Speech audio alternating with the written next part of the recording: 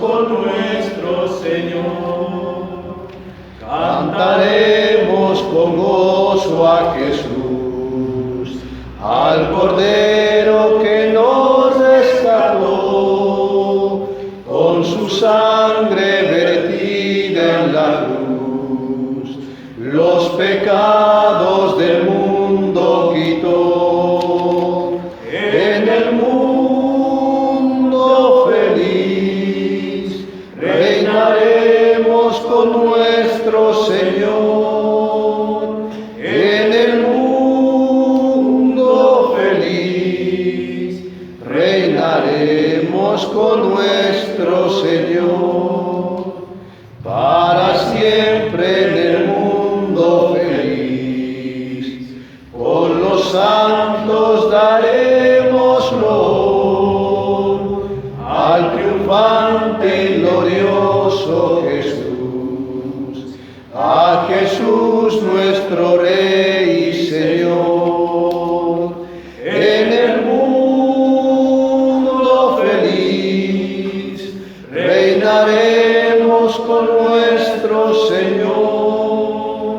En el mundo feliz reinaremos con nuestro Señor. Amén. Amén. Amén, hermano. Así, tome asiento, hermano. Saque su Biblia. Vamos a tener el mensaje de la palabra de Dios. Amén. Espero que el Señor pueda hablar a nuestros corazones, hermanos, y podamos recibirla y llevarla a la práctica, hermanos. Amén. Amén. Pastor, adelante. Muy bien, buenas noches, hermanos. Les animo ahí a buscar en su Biblia el libro de los Proverbios, capítulo 21. El libro de los Proverbios, el capítulo 21. Y al llegar ahí vamos a poner la atención en el versículo 2. Y así dice la Biblia, hermanos, Proverbios 21, versículo 2. Dice: todo camino del hombre es recto en su propia opinión, pero Jehová pesa los corazones. Dice la palabra, hermano, todo camino del hombre es recto en su propia opinión. Ahora, es importante, hermanos, ver sobre nuestra conducta y qué camino vamos a decidir nosotros recorrer. Como hijos de Dios tenemos que asegurarnos estar caminando sobre las huellas del Señor, siguiendo el camino del Señor. El texto dice que Dios pesa los corazones. Hay mucha gente que a veces se cree creyentes muy espirituales, pero cuando Dios pesa esos corazones no encuentra tanta espiritualidad. Hay algunos que se creen que son muy fieles, que son muy santos, pero eso es a la vista de los hombres. Cuando Dios pesa los corazones, no tiene un peso relevante, un peso importante. Pero la palabra de Dios, hermano, esto para que recordemos nada más, decía en el libro de Deuteronomio, dice que Dios pone delante de todos nosotros un camino que es de bendición y un camino que es de perdición. Un camino que es de vida y un camino que es de muerte. Y Dios dice en ese texto de Deuteronomio 30, 19, dice: yo pongo a los cielos y a la tierra por testigo. Que Él pone delante de nosotros ese camino. Nosotros tenemos que decidir si vamos a recorrer un camino de vida o un camino de muerte. Tenemos que decidir si vamos a recorrer un camino de bendición o un camino de maldición. Porque, hermanos, el camino a elegir por cada uno de nosotros, hermanos, debe ser un camino que traiga progreso en nuestra vida espiritual. Que nosotros podamos sentir que estamos creciendo en nuestra vida espiritual, que estamos creciendo en el camino del Señor. El camino que vamos a recorrer nos vamos a dar cuenta si es bueno, si estamos teniendo frutos que le dan gloria a Dios. Pero si no producimos nada, si no progresamos, si no aprendemos de la Biblia, no estamos andando por buen camino. Entonces hay que ver bien, con atención, el camino. Nosotros recordamos, hermanos, que la Biblia dice que el justo por su fe vivirá. Amén. Y si retrocediere, dice, no le agradará mi alma, dice Dios. Ese pasaje habla de cristianos que vuelven hacia atrás en la batalla, vuelven hacia atrás en el camino de la fe. Habla de cristianos que están estancados, de cristianos que no crecen. Y Dios dice, cuando miro eso, eso no le agrada a mi alma. Así dice el libro de Hebreos 10:38. Ahora, por muchos años, hermanos, yo les diría muchísimos años, he andado en las rutas, aquí en la provincia, las provincias de Argentina, principalmente en el norte. He recorrido días y días durante años las rutas en Bolivia, en el Uruguay, en Brasil y por Centroamérica, tantas rutas. Y siempre he leído, como siempre iba de acompañante del que manejaba, siempre era el que leía todos los carteles. Y siempre estaba advirtiendo al que manejaba, aquí la velocidad máxima, 60 kilómetros. A veces decía, tiene que bajar hasta 20. Hay un camino sinuoso, hay un camino con derrumbe, hay una curva. Y todo eso yo siempre iba contándole al chofer, al que manejaba, todo lo que leía en los carteles. Y eso nos ayudó a hacer toda una serie de mensajes. Y hoy, entre ayer y hoy, hice uno nuevo, para sumar a una serie de que se llamaba Prohibido Estacionarse. En muchos de esos carteles que veíamos en la ruta, usted no se podía estacionar, porque si se detenía iba a venir alguien de atrás y se lo iba a llevar puesto, como decimos, ¿no? Y en la vida cristiana, en la vida espiritual es lo mismo. No podemos estacionarnos, no podemos quedarnos quietos, no podemos estancarnos. Tenemos que siempre avanzar, siempre ir adelante, siempre animados, siempre motivados, siempre que la ayuda del Señor esté sobre nuestra vida para avanzar. Amén. Para un cristiano, todos deberían grabarse eso. Está prohibido estacionarse, prohibido estacionarse. Y vamos a ver hoy algunas cosas en las cuales no podemos nosotros estacionarnos. En primer lugar, hermanos, hay carteles que dicen no se puede estacionar en doble fila. Aquí en la ciudad de Buenos Aires y en la provincia, no solo en doble fila, hasta en 3 filas estacionan. Está el auto ahí estacionado y viene el que baja la leche o el que baja la carne, ahí sale con su media reja al hombro y estacionan un camión, doble fila, triple fila. Es todo un descontrol. Pero, hermano, no se puede estacionar en doble fila. Y eso tiene una lección espiritual. Un creyente no puede estar en 2 caminos. O está en el camino del Señor o está en el camino del diablo. Está en el camino de vida o en el camino de muerte. En el camino de bendición o en el camino de maldición. En el camino ancho o en el camino angosto. No se puede estacionar el cristiano en doble fila. Algunos cristianos tienen doble vida. Son bien santos los sábados y domingos, pero bien pecadores de lunes a viernes. Otros tienen doble moral, doble vara para medir las cosas. Otros tienen doble cara. Muchas veces viven como mundanos durante la semana y se ponen un disfraz de santo para venir a los cultos. No se puede estacionar en doble fila. Hay que andar en un solo camino. Y ese camino tiene que llevar hacia adelante. Tiene que ser el camino de Dios. Así que quiero invitarla ahora a que busque en el libro de Primera de Reyes. El primer libro de los Reyes, el capítulo 18. Y vamos a leer ahí versos 17 a 21. Primer libro de los Reyes, el capítulo 18. Y versículo 17 hasta el 21. Mire cómo dice la palabra de Dios. Comienzo con el verso 17. Dice la palabra que cuando Acab vio a Elías, le dijo: ¿eres tú el que turbas a Israel? Y él respondió: yo no he turbado a Israel, sino tú y la casa de tu padre, dejando los mandamientos de Jehová y siguiendo a los Baales. Envía pues ahora y congrégame a todo Israel en el monte Carmelo, y los 450 profetas de Baal y los 400 profetas de Acera que comen de la mesa de Jezabel. Entonces Acab convocó a todos los hijos de Israel y reunió a los profetas en el monte Carmelo, y ponga atención ahora, dice, y acercándose Elías a todo el pueblo dijo, ¿hasta cuándo claudicaréis vosotros entre dos pensamientos? Si Jehová es Dios, seguidle, y si Baal, id en pos de él. Aquí está hablando Elías, no se puede estacionar en doble fila. En esa expresión que le dice al pueblo, dice, ¿hasta cuándo claudicaréis entre dos pensamientos? ¿Hasta cuándo ustedes van a decir que son hijos de Dios, pero son servidores de Baal? ¿Qué es lo que estaba pasando en este pasaje? Elías, el profeta de Dios, estaba cara a cara, frente a frente con el rey Acab. El rey Acab había sido seducido por la religión de su mujer Jezabel. Era una religión basada en un culto de ídolos y le robó el corazón, y el rey Acab torció el sentimiento del pueblo y lo alejó de Dios y volcó el pueblo a los ídolos. Pero se levantó Elías, el varón de Dios, para enfrentar esa apostasía y para tratar de volver los corazones de la gente al camino de Dios.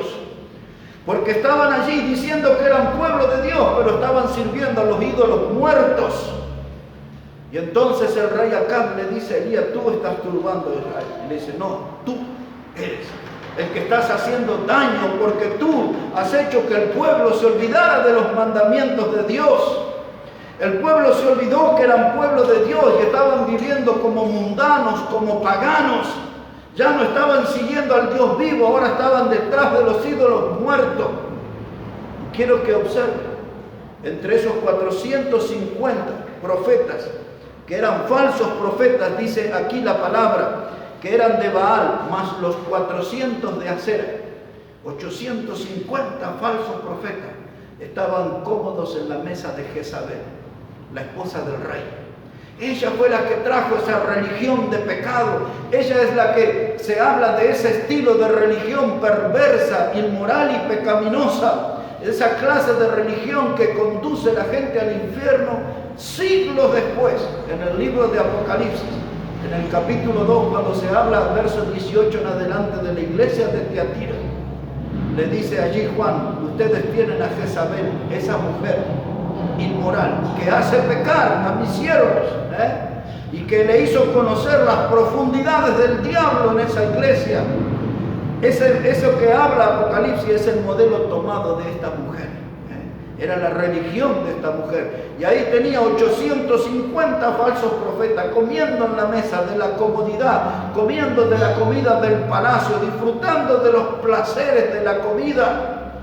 Y así había muchos que por un plato de comida dejaban la doctrina, dejaban el camino de Dios y se metían a servir a los ídolos. Lo mismo hace el diablo en nuestro tiempo. Lo puede hacer en nuestra propia iglesia, donde pone ciertos manjares, ciertas comidas, para que nos sentemos en la mesa del enemigo. Y el domingo aparecemos aquí con una sonrisa, hola hermano, ¿cómo están mis hermanos? Y estamos sentados en la mesa del diablo. Los otros días les prediqué sobre 1 Corintios 10, cuando hablaba verso 16 en adelante, no se puede sentar en la mesa del Señor y en la mesa de los demonios. Y aquí había gente que estaba haciendo ese jueguito. Estaban diciendo que eran pueblo de Dios, pero se sentaban en la mesa del diablo. Decían que eran seguidores del Dios vivo, pero estaban viviendo para los ídolos muertos. Y entonces se para el varón de Dios y le dice, ¿hasta cuándo van a claudicar entre dos pensamientos? ¿Cuándo va a llegar la hora de definición? ¿Cuándo se van a poner en serio en el camino del Señor? Porque el andar, el jugar a dos puntas, está estacionando su vida. Y eso está prohibido, estacionarse para un creyente. No puede detenerse un creyente. Si yo le abro mi corazón a los ídolos, entonces mi vida cristiana se va a estancar. Me voy a paralizar, no voy a crecer en las cosas de Dios, no voy a aprender más de Dios, porque tengo mi corazón comprometido con otro estilo de culto. Ahora, en esta misma línea, yo quiero recordarles un texto que escribió Santiago. ¿Se acuerdan cuando en el capítulo 1, verso 8, él dijo, el hombre de doble ánimo? ¿Cómo sigue? Es inconstante. Es inconstante en todos sus caminos. Aquellos que estudian el idioma griego, cuando fue escrito ese texto, dice que esa expresión de doble ánimo está hablando de alguien de dos corazones o de doble alma. Alguien con dos corazones o con dos almas no es alguien normal. Lo que quiere transmitir es la idea que un cristiano que juega a ser cristiano y juega a ser un mundano, ese no está en serio, ese no está bien, es una persona anormal. Si Cristo me salvó, si yo tengo los beneficios de la salvación de Cristo, no puedo andar por otro camino, no puedo seguir otro camino. Si Cristo es el camino, siempre tengo que estar detrás de Él. Amén. Porque cuando el hombre de doble ánimo, cuando en su personalidad, eso es lo que llamamos la ambigüedad, una persona ambigua, una persona de dos caras, una persona de doble sentimiento, ese es inconstante en todos sus caminos, es inconstante en el camino espiritual, es inconstante en el camino de la fe, es inconstante en el servicio en la iglesia, es inconstante en su vida matrimonial, es inconstante en su vida laboral. Cuando alguien juega a dos cosas y no se para en serio en el camino de Dios, es inconstante en todos los caminos, no solo en la fe, en todo. Ese no cumple en el hogar, ese no cumple en el trabajo, no cumple, es un irresponsable, es alguien que no crece. Por eso Elías, el predicador, se paró frente al pueblo y le dijo: ¿hasta cuándo? En otras palabras le dice: ¿cuándo le van a poner punto final a ese estilo de vida de perdición? ¿Y cuándo van a pasar definitivamente a la fila del Señor y ponerse en serio? ¿Sabes qué lindo sería tenerlo a Elías los domingos en esta iglesia predicando? ¿Cuántos sobrevivirían? Estarían ahí en los asientos, ¿no? Cubriéndose. Porque esa clase de predicación es lo que le llamamos una predicación al hueso. Es una predicación que va a lo profundo. Y esa es la clase de predicación que nos ayuda a despertar, a reaccionar. Que no podemos jugar a dos caminos. Yo tengo que definirme y tengo que andar en el camino del Señor. Si Dios fue bueno conmigo, si Dios perdonó mis pecados, si Dios me salvó, yo tengo que dedicarme a andar solamente en su camino. Amén. ¿Hasta cuándo claudicaréis entre dos pensamientos? Hay uno de los hombres en la Biblia que más nos impacta y es Daniel. ¿Se acuerdan? Daniel, siendo jovencito, todavía no tenía ni 20 años, cuando fue sometido a aquella dura prueba con otros muchachos para que ellos tenían que estar separados para ser adoctrinados en la cultura de los babilonios y en los dioses de los babilonios, y los iban a preparar para servir a los babilonios. Pero dice Daniel en el capítulo 1 y en el versículo 8 que él no aceptó la comida del rey. Dice Daniel, él decidió en su corazón no contaminarse con la comida del rey. En otras palabras, Daniel entendió que él, como hijo de Dios, estaba prohibido estacionarse. La moda era entregarse al enemigo, la moda era vivir como vivían los paganos de Babilonia, pero él se paró firme y dijo: yo no me voy a estacionar, yo voy a seguir adelante en mi vida cristiana, yo voy a seguir adelante con mi fe, yo no voy a contaminarme con la comida del rey. Esas convicciones necesitamos aquí en nuestra iglesia. Amén. Que los hombres y mujeres de nuestra iglesia se pongan en serio en el camino del Señor y que digan: yo no me voy a contaminar con la comida del rey, con lo que el diablo me ofrezca. A simple vista son lindos manjares, pero yo no los quiero, yo quiero la comida del Señor. Amén. Y la pregunta del profeta Elías necesita una respuesta. Él dice: ¿hasta cuándo? ¿Hasta cuándo? ¿Hasta cuándo van a claudicar? Y los hombres y mujeres de Dios tienen que ponerse de pie ante Dios y decir: yo ya estoy firme en el camino y no me muevo, ni a diestra ni a siniestra, por nada, ninguna cosa, ningún hecho me va a dejar abandonar el camino del Señor. Yo no voy a claudicar entre dos pensamientos, yo estoy bien definido, yo estoy en el camino del Señor. Amén. Necesitamos gente así, hermanos, en nuestro tiempo. Prohibido estacionarse. Esta es una de las señales que uno ha visto. No se puede estacionar en doble fila. Otra de las señales que me ha llamado mucho la atención a mí en las rutas dice: cuidado, curvas peligrosas. Curvas peligrosas. Cuando andábamos por La Puna, en Jujuy, íbamos allá a esos lugares de mucha altura. Hay un lugar que está a como 4.100 metros de altura, se llama Rinconada. Y hay que subir en ese camino hasta allá arriba y hay que subir tocando bocina, muchos minutos hasta allá arriba, porque ahí está el precipicio. Y si viene un auto de arriba, no entran dos, es uno solo. Así que el que sube o el que baja tiene que ser tocando bocina para evitar un encuentro. Y después de ese lugar, rinconada, ahí, de paso le digo, ahí anda el oro en la calle después de la lluvia, me sale el oro.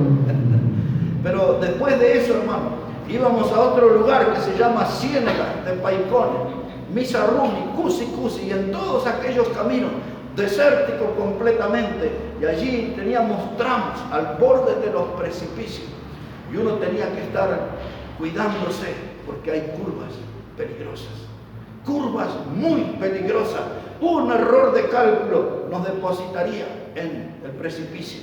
Cuando íbamos por el ramal, íbamos a un lugar que se llama el Pueblo Colorado, Valle Colorado, pasábamos por Valle Grande, pasábamos allí por Calilegua, todo lo que es la parte selvática que se conoce como la yunga, y allí también había caminos sinuosos, pero los precipicios no se veían porque la selva era tan cerrada, pero ahí estaban los precipicios. Entonces hemos visto muchas veces ese cartel de alerta, un cartel de advertencia, curvas peligrosas.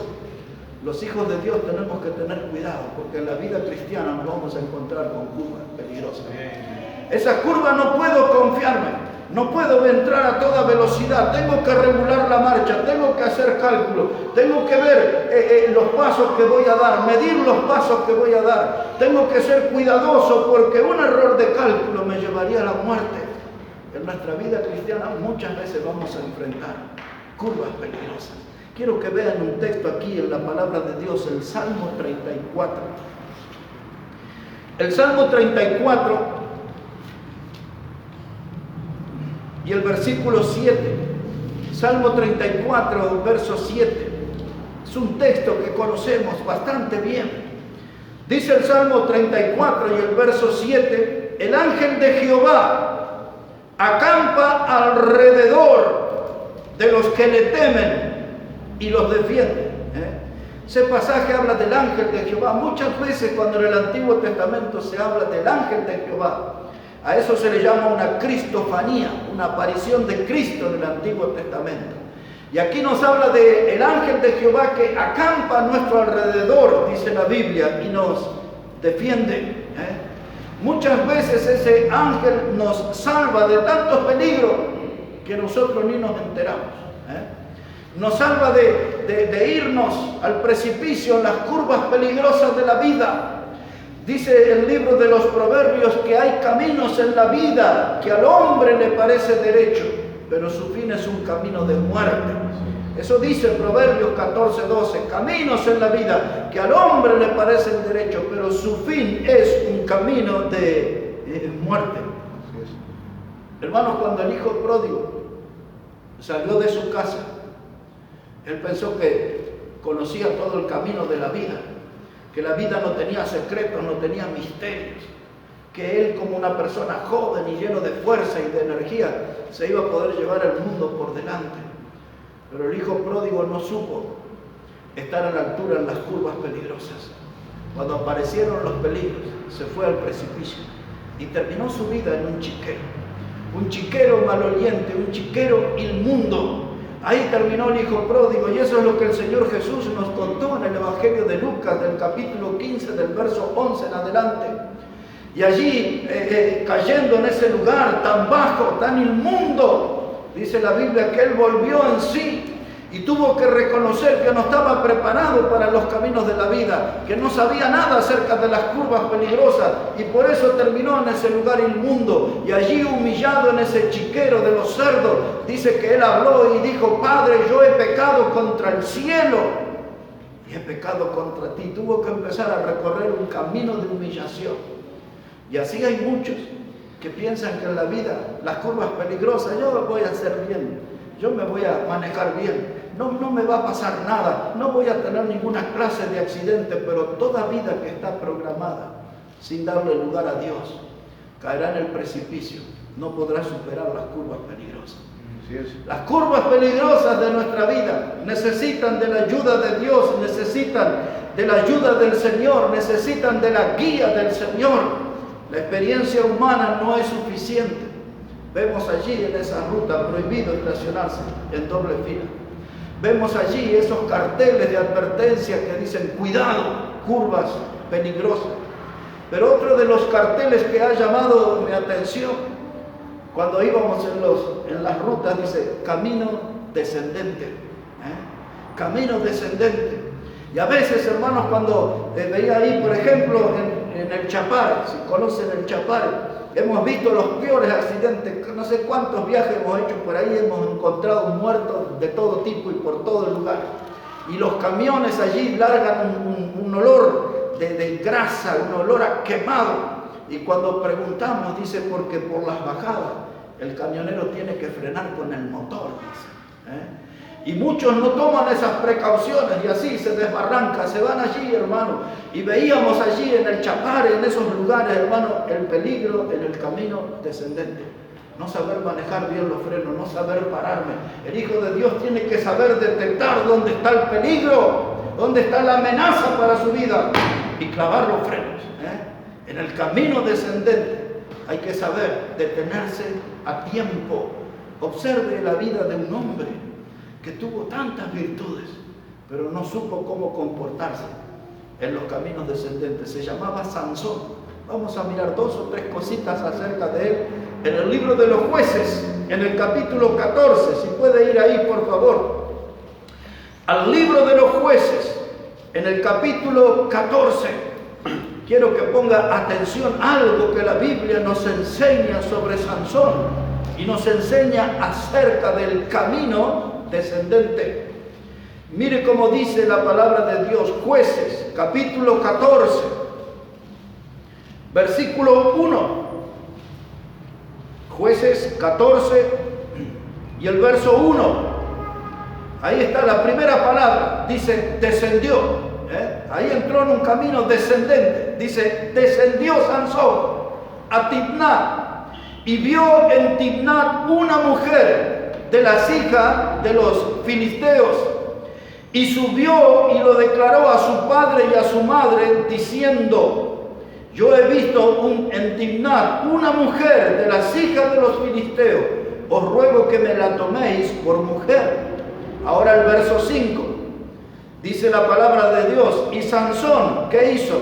Descendió con su padre y su madre a Timnat. Y cuando llegaron de las viñas de Timnat, he aquí un león joven que venía rugiendo hacia él. Versículo 7, otra vez, descendió pues y habló a la mujer, y ella agradó a Sansón. Se había enamorado, pero se había enamorado de la mujer equivocada. Se había enamorado a simple vista, un flechazo tuvo eso, lo que algunos llaman un metejón. Vio y se enamoró, y como si fuera un niño le habló al padre y a la madre, dice, tomadme esa mujer porque me gusta. No era la mujer que le iba a acompañar a la iglesia, que iba a leer la Biblia, que iba a orar junto con él, que iba a salir a ganar. No la quería para eso. Dice, yo la vi, me gusta, tómenla como mujer. Y los padres le reconvienen, le dicen, pero hijo, no hay mujeres entre los hijos de Israel, porque él estaba mirando a una mujer de otro pueblo y eso estaba prohibido por la ley de Dios. Pero como ustedes lo han visto, Sansón había comenzado un camino de descenso, no solamente en la ruta, sino en su vida espiritual y en su vida moral, había comenzado a descender. Había entrado en un sendero de decadencia e iba a terminar en el peor estado, practicando las peores conductas, deshonrando a Dios. Sansón era un hombre enamoradizo, no supo poner frenos a tiempo en su vida, y su vida se fue barranca abajo, y llegó hasta lo profundo. 3 veces vimos en este pasaje, y descendió, y descendió, y descendió. Cuando nosotros recordamos a Jonás, y Dios le había pedido a Jonás que fuera a predicar a la ciudad de Nínive, pero dice la Biblia que Jonás descendió, es la palabra que usa la Biblia, descendió a Jope, y allí tomó un barco rumbo a Tarsis. Esa era otra ciudad opuesta. Nínive quedaba en una dirección, Tarsis quedaba en otra. Dios le dijo, vete a Nínive. Me dijo, no, yo desciendo y me voy a Tarsis. Y ahí comenzó el descenso. Y allí en Jope descendió a un barco. Y después de estar ahí en el barco, descendió al sótano, dice la Biblia. Y después se levantó aquella tempestad y los marineros lo echaron al mar. Descendió al fondo del mar. Y no fue su última parada, descendió al vientre del gran pez. Descendió. ¿Por qué? Porque no quiso hacer la voluntad de Dios. Y el pez, aquel enorme, lo tuvo que vomitar al predicador, a Jonás. Pero su vida comenzó en un descenso. ¿Cómo se nota eso? Cuando no quiere agradar a Dios. Cuando no se quiere hacer la voluntad de Dios. Cuando yo no quiero hacer las cosas como Dios lo dice, mi vida va a comenzar a descender. Otro hecho más de la Biblia en nuestra memoria. Dice Lucas 10:30 que un hombre descendió de Jerusalén. ¿Hasta dónde iba ese? Jericó. Hasta Jericó. Jericó era la ciudad maldita. O sea que ya estaba al mal camino el hombre. Salió de Jerusalén y se iba camino a la ciudad maldita. Allí no había bendición en ese lugar. Era una ciudad que Dios la había puesto bajo maldición. Y ese hombre descendió de la ciudad más preciosa, de la hermosa Jerusalén. Dejó ese lugar y descendió y se fue hasta Jericó. Y ahí le esperaba una experiencia dura. Porque en el camino salieron unos ladrones y salteadores. Y recuerda que lo apalearon y lo dejaron tirado al costado del camino medio muerto. Y pasó el levita y pasó el sacerdote y ninguno le brindó ayuda hasta que apareció el buen samaritano. Sí. Pero ese hombre se hubiese evitado todos esos dolores y esas heridas si se hubiese quedado en Jerusalén, pero él descendió. Y hay gente que a veces va a decidir dejar la iglesia y empieza el descenso, el decaimiento en su vida espiritual. Y se pierden en el mundo, como un hombre que se llamaba Demas. Él era un predicador, era del equipo del apóstol Pablo. Y en 2 Timoteo 4, verso 10, Pablo escribe y dice: Demas me ha desamparado amando este mundo. La vida de Demas comenzó un descenso espiritual y desapareció, se perdió en las tinieblas del mundo. Y así pasa con la vida de tantos hermanos. Esta mañana recibí un llamado ahí de larga distancia. Y el pastor que me hablaba me contaba sobre personas que nosotros conocemos de hace muchos años. Dice, ese matrimonio se terminó, ella se fue con uno, él está con otro. Ese hombre predicaba, esta otra familia va de desastre en desastre. Este otro que usted conoce va de decadencia en decadencia. El otro que usted conoce es un instrumento del diablo, es un instrumento de maldad. Y así, hoy y estos días, hablando de cantidad de gente que comenzó un camino descendente, que comenzó, hermanos, ese camino que realmente les hace perder en las oscuridades del diablo. La gente deja Jerusalén y se va a buscar la maldición en Jericó. La gente deja la iglesia y se va en el mundo. Piensan que en el carnaval, piensan que en el baile, piensan que en el asado con los amigos, piensan que en los cumpleaños de los mundanos, piensan que en los brindis de la fábrica van a encontrar alguna clase de alegría. Todo lo que encuentran es empezar a descender en sus vidas. Y aún deberíamos cuidarnos de aquellas personas que hablan groserías. Deberíamos cuidarnos de aquellas personas que son blasfemas. Dice Pablo escribiendo a los Corintios capítulo 15 y el verso 33. Dice que las malas conversaciones corrompen las buenas costumbres. Algunos pueden decir, bueno, yo no ando en los bailes, ni ando carnavaleando, ni ando coqueando por allá. Pero cuidado, porque aun si participa de malas conversaciones, ellas, las malas conversaciones corrompen, contaminan, pudren las buenas costumbres que tenemos como cristianos. Nosotros como cristianos tenemos que tener un hablar santo, pero a veces tenemos amigos que dicen barbaridades y esas barbaridades se nos pegan y después llevamos ese veneno al hogar y lo contamos como broma, como algo gracioso y nuestros niños escuchan y nuestros niños van y llevan eso al colegio y esa rueda no termina. Todo porque uno empieza a participar en un camino descendente. Está prohibido estacionarse y está prohibido descender a los bajos lugares del pecado. Yo tengo que tener mi vida siempre en alto. Mi vida siempre tiene que estar para honrar y glorificar al Señor. No se puede estacionar, hermano, en doble fila. No se puede, hermano, estacionarse en las curvas peligrosas. No se puede estacionarse en el camino descendente. Y quiero decirles algo más en esta noche. No puedo estacionarme en zona de derrumbe. Ahí está el cartel. Y se ve la imagen de la montaña y se ven piedras cayendo. Cuando usted hablaba hace un rato del Chapare, allí cada 100, 150 metros hay carteles por toda la selva del Chapare. Dice peligro, zona sísmica. Y cosas así, dice por el estilo, siempre de algo sísmico. Y usted mira porque hay un movimiento de tierra, cualquier cosa, y usted va en la ruta allí y mira hacia arriba y ve todos los árboles y las raíces ya están todas afuera. Por la lluvia continua en esa región. Allí, hermanos, a las 3, 4 de la tarde hay tramos en el Chapare que es oscuridad total, porque la selva es cerrada completamente. Y usted parece que está de noche, pero es de día. Y usted mira hacia arriba y esos árboles, solamente hilos, las raíces están ahí sosteniéndolo. El mínimo movimiento, un poquito más de lluvia, un viento fuerte y esos árboles enormes caen sobre la ruta. Y hemos visto de eso. En los caminos de la vida hemos visto muchas veces ese cartel, cuidado, zona de derrumbe. A veces están los edificios edificando o algunos que los están reparando y ahí usted ve todas las chapas que están como haciendo de un techo sobre la vereda y a veces le dice cuidado, zona de peligro, zona de riesgo. Y cuando hay esa clase de advertencia uno tiene que tomar distancia, uno tiene que alejarse. Y la Biblia nos habla de muchos lugares que son zonas de riesgo para nuestra alma, zonas de riesgo para nuestra vida espiritual, zonas de riesgo para nuestro testimonio. Hay muchas advertencias de la Biblia. Póngale un freno porque esto es zona de derrumbe. Un día íbamos rumbo al aeropuerto en Salta. Teníamos como 4 horas de viaje en la ruta. Salimos de la ciudad de Tilcara. Pastor Alexis Lima me llevaba a mí a tomar un avión de provincia a provincia, 4 horas de viaje. Pero ni bien habíamos salido de Tilcara,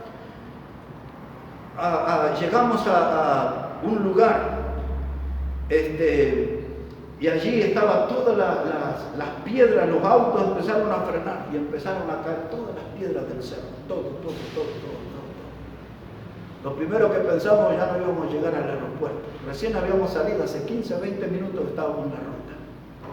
Hasta que después alguien nos advirtió sobre un senderito y nos tuvimos que ir hacia abajo y todo y retomar el camino.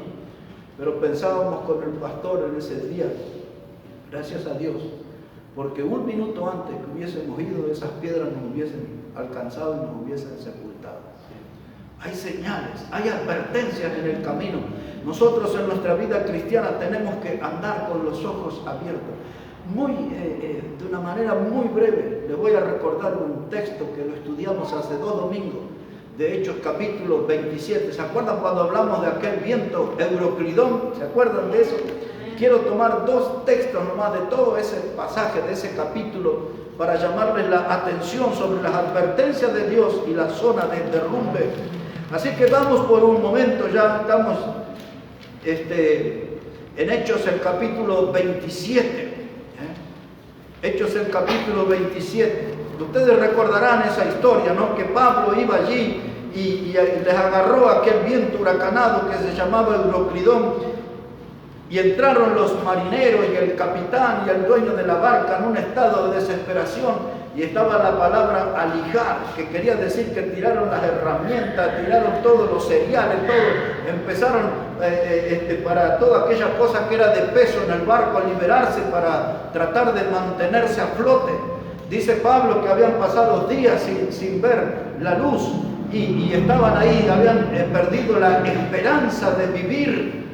Pero miren lo que había hecho Pablo en Hechos 27, dice la palabra de Dios, versículo 9, Hechos 27, 9, dice, y habiendo pasado mucho tiempo y siendo ya peligrosa la navegación, por haber pasado ya el ayuno, Pablo les amonestaba diciéndoles, varones, veo que la navegación va a ser con perjuicio y mucha pérdida, no solo del cargamento de la nave, sino también de nuestras personas. Ahí estaba la voz de Dios, la voz del predicador de Dios. Dijo, aquí yo les dije, esta es la advertencia, vamos a tener muchas pérdidas materiales en este viaje. Pongámosle un freno, cambiemos la situación. Y va a ser también con perjuicio para nuestras personas. La gente lo escuchó a Julio. Julio era una autoridad en el barco. Lo escucharon al capitán, lo escucharon a los soldados, lo escucharon al dueño del barco y no lo escucharon al predicador. Ese mal se repite hasta nuestros días. La gente escucha el informativo, la gente escucha a los políticos, la gente no escucha el consejo del predicador. Hasta que les agarra el viento y quedan atrapados en una tragedia, en un derrumbe. Mire, como estudiamos esa historia, quiero solamente la parte final. Dice verso 21, Hechos 27, 21. Dice la palabra de Dios, entonces Pablo, como ya hacía mucho que no comíamos, puesto en pie en medio de ellos, dijo, habría sido por cierto conveniente, oh varones, haberme oído y no zarpar de Creta tan solo para recibir este perjuicio y pérdida. Pero ahora os exhorto a tener buen ánimo, pues no habrá ninguna pérdida de vida entre vosotros, sino solamente de la nave.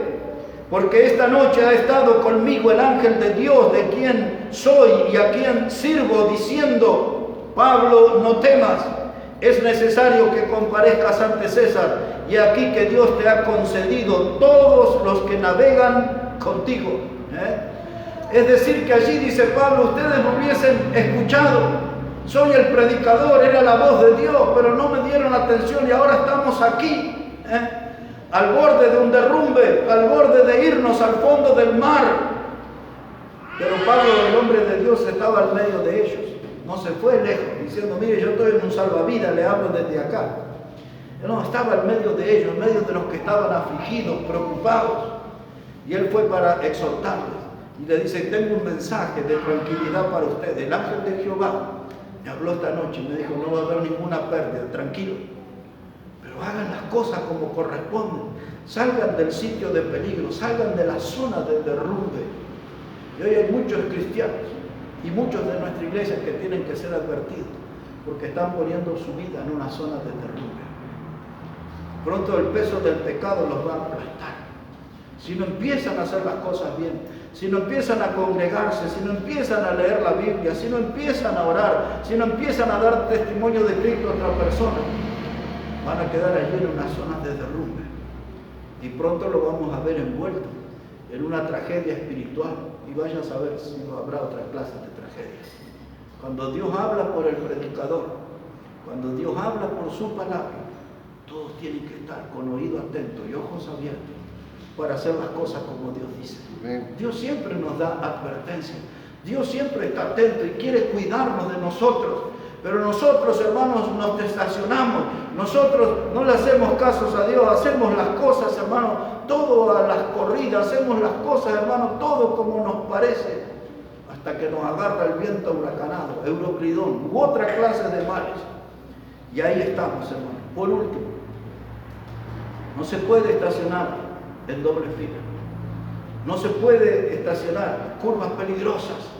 No se estacione en el camino descendente. Y esto que hemos visto ahora aquí último, nosotros no podemos estar en la zona de derrumbe. Y para terminar, mis hermanos, en esta noche, está prohibido estacionarse mirando demasiado el espejo retrovisor. Aquí los que manejan sus autos, el espejo que ponen en los costados ayuda para ver quién viene atrás. Pero si todo el camino va mirando el espejo, se va a estrellar con lo que está delante. Lo que ese espejo hace de ayuda por un momento, el tener mucho tiempo en la mirada hacia atrás, va a hacer que yo me estrelle hacia adelante. En la vida espiritual eso tiene un mensaje. Hay muchos que miran su pasado. Hay muchos que están diciendo, pero yo no era una persona importante, yo era una persona muy pecadora, yo era una persona muy mundana, yo era esto, yo era lo otro, yo era un fracasado, yo era un bueno para nada, y están ahí con todo eso, mirando el pasado, mirando el pasado, mirando el pasado, y Dios dice, ya deja eso y empieza a mirar hacia adelante. Amén. Pon tus ojos en Cristo. Amén. Ya eres salvo, tu pecado fue perdonado, ya eres una nueva criatura, ya eres un nacido de nuevo, ya eres miembro de la familia de Dios. Deja de usar tu espejo retrovisor y enfócate hacia adelante. Amén. Pablo le escribió a los filipenses y le dice en el capítulo 3, versos 13 y 14, dice, no es que lo haya logrado todo, sino dice que yo prosigo a la meta, prosigo a la meta. ¿Y cómo lo hacía? Dice Pablo, olvidando ciertamente lo que queda atrás y extendiéndome a lo que está adelante. Amén. Toda persona, hombre o mujer, que está ahí pegado al espejo retrovisor, mirando su pasado, nunca va a progresar en su vida cristiana. Dice la Biblia, olvidando lo que queda atrás, sepulte eso, ya está, ya pasó. Ese pecado no se va a cambiar, va a ser siempre un pecado del pasado. Ya Dios lo perdonó, ya Cristo lo limpió con su sangre preciosa. Olvídese de eso. No, pero el diablo me hizo recordar que yo, ese dice el diablo, pero Dios dice, yo ya le perdoné. Yo ya le limpié, deje de usar el espejo retrovisor, mire hacia adelante. Pablo dice, ciertamente, olvidando lo que queda atrás y extendiéndome adelante. Lo más importante para el cristiano está adelante. Amén. Y ahí tenemos que ir nosotros. Y termina ese texto, o empieza el verso 14 diciendo, prosigo a la meta. Y ustedes y yo tenemos que tener metas en el Señor. No puedo estancar, no puedo poner mis pies sobre arena movediza, ir hundiéndome lentamente hasta desaparecer.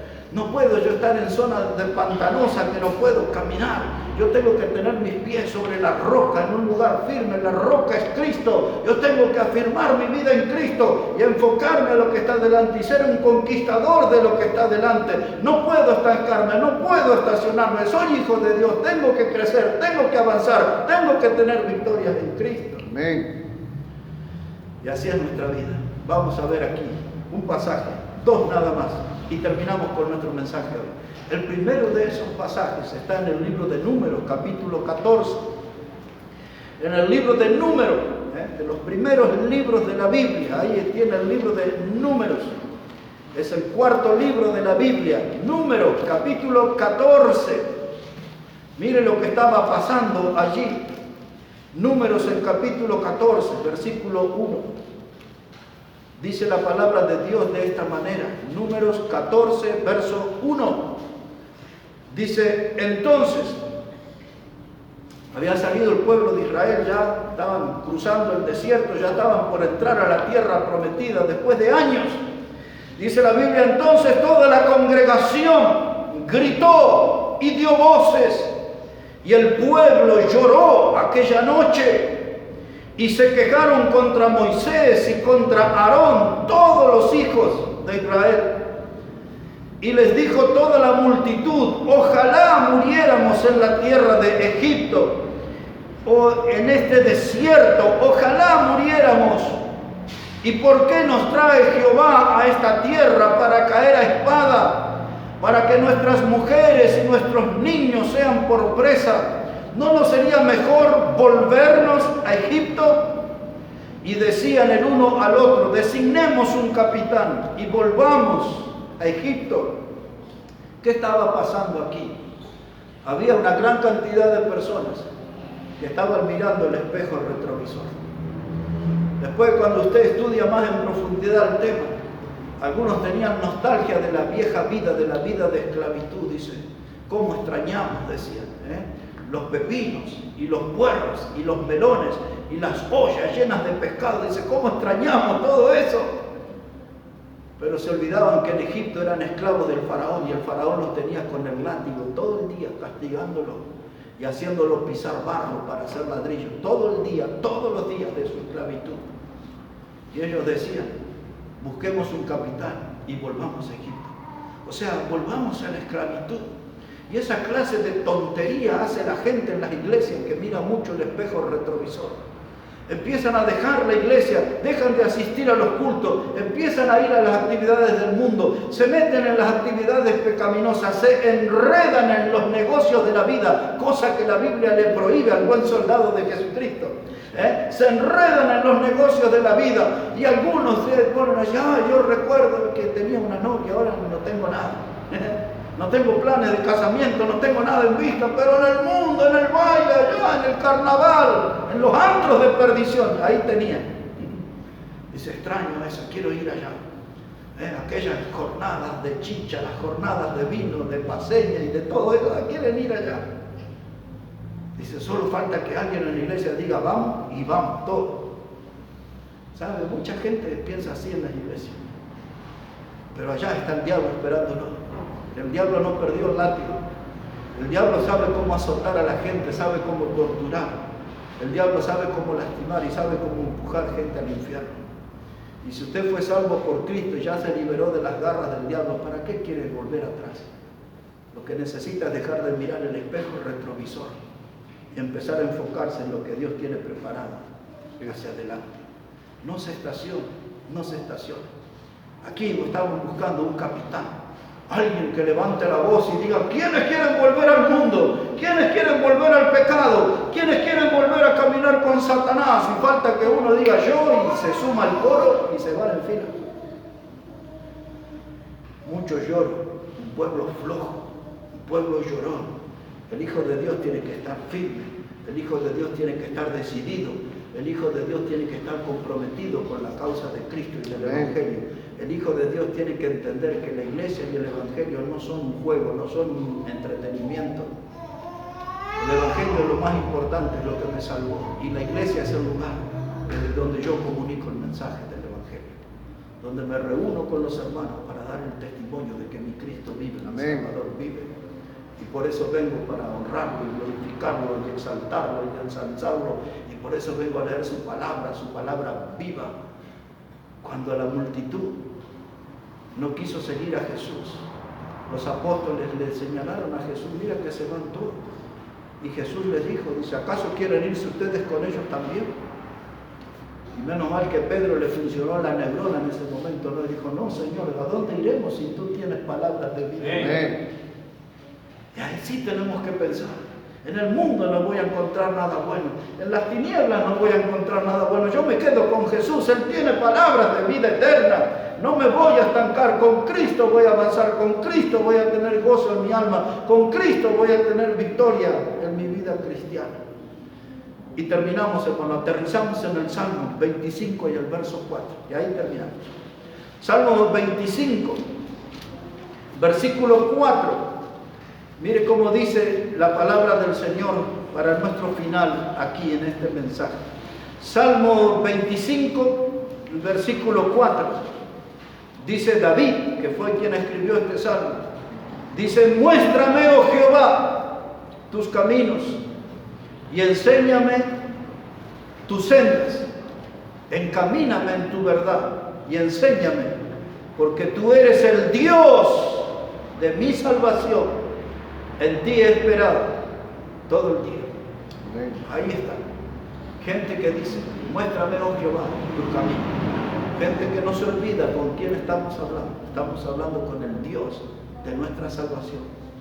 Y el Dios de nuestra salvación quiere que al regresar a nuestra casa tengamos en claro que todo cristiano, todo hombre, toda mujer de Dios está prohibido estacionarse. Prohibido estacionarse. Siempre hay que avanzar. Siempre hay que ir adelante con el Señor, y como si fuera un himno de victoria. Dice Pablo a los filipenses, yo todo lo puedo en Cristo, que me fortalece. Y es una verdad que nadie debería olvidar. Y esa verdad, todo lo puedo en Cristo que me fortalece, va a evitar que me estacione. Esa verdad me va a animar siempre a ir adelante, a avanzar en mi vida cristiana. Vamos a orar al Señor. Señor, te damos las gracias en este día por tu palabra. Y te damos las gracias por cada persona aquí, por los que van a mirar este mensaje. Que tú puedas hablar a cada vida, Señor. Puedas animar a cada hermano, cada hermana a seguir adelante en la vida espiritual, en la vida cristiana. Y pedimos que tu mano poderosa esté con nosotros, Dios. Y nos des victoria. Y nos ayudes a vivir una clase de vida que te honre y te glorifique siempre, Señor. Bendice tu palabra y bendice nuestras vidas. Lo pedimos en el precioso nombre de Jesucristo. Amén y amén. Amén. Que Dios